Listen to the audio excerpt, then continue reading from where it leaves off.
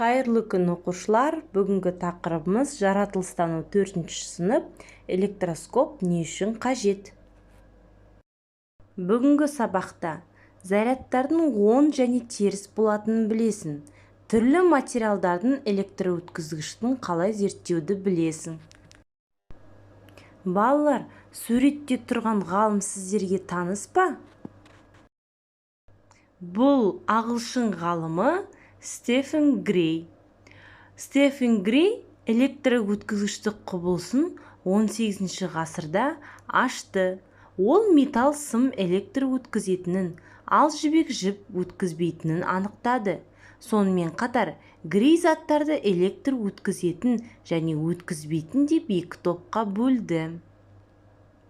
Жақсы балалар, келесі суретке назар аударайықшы.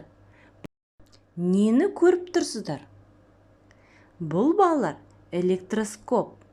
Бұл электроскоп арқылы зарядтың бар немесе жоқ екенін анықтау үшін қолданады.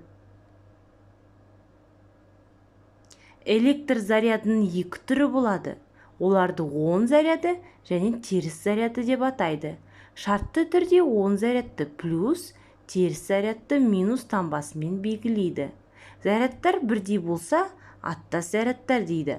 Олар бір-біріне тебіледі. Ал зарядтар әртүрлі болса, бір-біріне тартылады.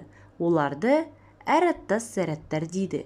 Кейде дененің зарядталғанын байқау мүмкін емес. Зарядтың бар не жоқ екенін электроскоп деген құралмен анықтауға болады.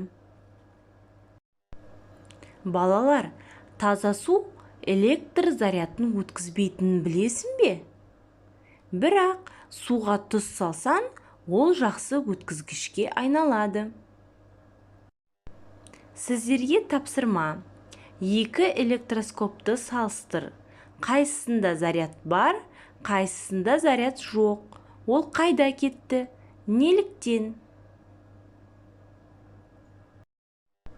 Назарларыңызға рахмет. Сау болыңыздар. Менің каналыма жазылуды ұмытпаңыздар.